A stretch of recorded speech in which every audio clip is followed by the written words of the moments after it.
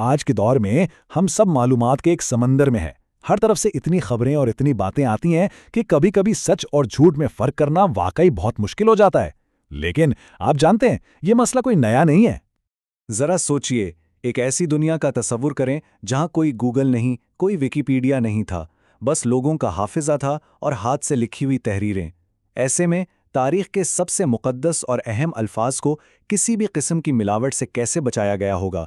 یہی وہ بہت بڑا چیلنج تھا جس کا سامنا ابتدائی دور کے اسلامی علماء کو تھا۔ اور دیکھیں، ان علماء کے لیے یہ صرف تاریخ کو بچانے کا سوال نہیں تھا۔ یہاں داؤ پر لگی تھیں پیغمبر اسلام حضرت محمد صلی اللہ علیہ وسلم کی باتیں، ان کے اعمال اور ان کی تعلیمات۔ یہ ایک ایسی مقدس امانت تھی جسے ہر حال میں بالکل خالص شکل میں محفوظ رکھنا تھا۔ تو ہوا یہ کہ جیسے جیسے وقت گزرتا گیا، پیغمبر صلی اللہ علیہ وسلم سے منسوب باتوں کی تعداد بھی بڑھتی چلی گئی۔ اب اصل چیلنج یہ تھا کہ سچ کو جھوٹ سے کیسے الگ کیا جائے، کیسے پتا چلے کہ کون سی بات واقعی پیغمبر صلی اللہ علیہ وسلم کی ہے اور کون سی کسی نے بعد میں خود سے گھڑ لی ہے۔ اور یہیں پر حدیث کا تصور ہمارے سامنے آتا ہے۔ حدیث یعنی پیغمبر محمد صلی اللہ علیہ وسلم کے اقوال، ان کے کام اور ان کی تعلیمات سے جڑی کوئی بھی روایت۔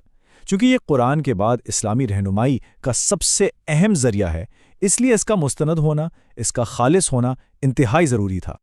تو اس اتنے بڑے چیلنج سے نمٹنے کے لیے مسلم علماء نے معلومات کی جانچ پڑتال کا ایک ایسا منظم اور سخت نظام بنایا جس کی مثال تاریخ میں ملنا مشکل ہے۔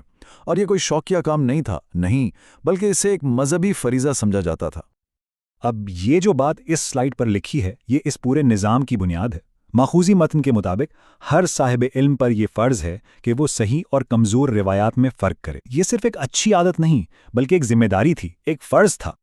تو اہم نکتہ یہ ہے، یہ صرف چند اصول نہیں تھے، بلکہ یہ تو ایک پوری سائنس بن گئی جسے علم الرجال یعنی راویوں کا علم کہا جاتا ہے۔ یہ تاریخ کی جانچ پڑتال کا ایک باقاعدہ سائنسی طریقہ تھا جو صدیوں پہلے تیار کیا گیا تھا۔ تو سوال یہ ہے کہ یہ نظام کام کیسے کرتا تھا؟ اس کا ایک بہت بڑا حصہ یہ جاننا تھا کہ کس پر بھروسہ نہیں کرنا ہے۔ علماء نے ناقابل اعتبار راویوں کی نشاندہی کے لیے بالکل واضح ریڈ فلیگز یعنی خطرے کی علامات قائم کر دی تھیں۔ ماخذی متن کے مطابق دو ایسی بڑی وجوہات تھیں جن کی بنا پر کسی شخص کی بات کو فوراً رد کر دیا جاتا تھا۔ پہلا، اگر وہ شخص پر زندگی میں کبھی بھی جھوٹ بولنے کا الزام لگا ہو، بھلے ہی حدیث کے معاملے میں نہ لگا ہو، اور دوسرا، اگر وہ کسی ایسی نئی مذہبی سوچ پر اڑا ہوا ہو جو اسلام کی بنیادوں کے خلاف جاتی ہو۔ اور دیکھیں، یہ سلائیڈ کتنی اچھی طرح سے اس فرق کو واضح کرتی ہے۔ ایک طرف وہ لوگ تھے جو اپنی ایمانداری، سچائی اور کمال کے حافظے کے لیے مشہور تھے، اور دوسری طرف وہ جن کی ساکھ پر ہی سوالیہ نشان تھا۔ تو انتخاب بالکل صاف تھا۔ لیکن یہ سوال پیدا ہوتا ہے کہ اس پورے نظام کی بنیاد کہاں سے آئی؟ یہ سب کچھ ہوا میں تو نہیں تھا نا؟ اس کی جڑیں بہت گہری تھیں، براہ راست اسلامی صحیفوں یعنی قرآن اور سنت میں۔ آئیے دیکھتے ہیں کیسے۔ قرآن نے ایک بالکل واضح حکم دیا کہ جب بھی کوئی خبر ملے تو اسے قبول کرنے سے پہلے اس کی اچھی طرح چھان بین کر لو۔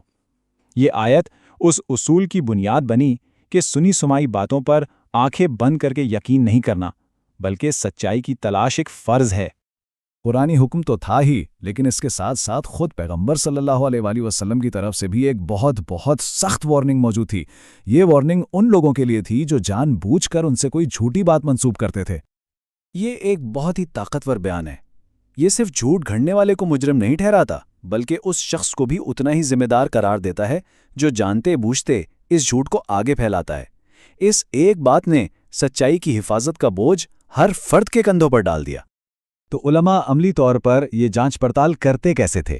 وہ ایک خاص ٹیکنیک استعمال کرتے تھے جسے اسناد کہا جاتا تھا۔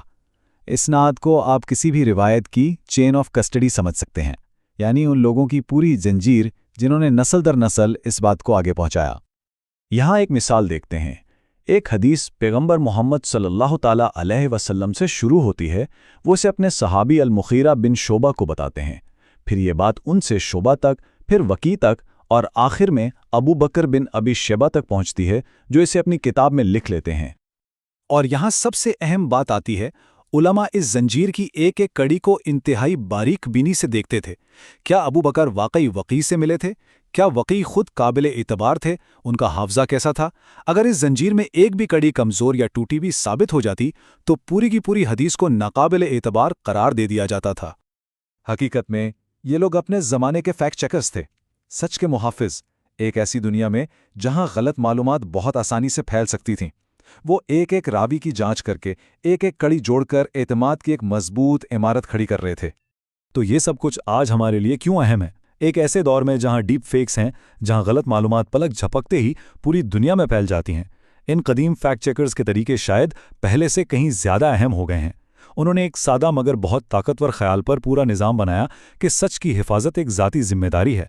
تو اصل سوال ہمارے لیے یہ بنتا ہے کہ کیا ہم اپنی ڈیجیٹل زندگی میں سچ کے محافظ ہیں، یا انجانے میں غلط معلومات کی زنجیر میں صرف ایک اور کڑی بن رہے ہیں؟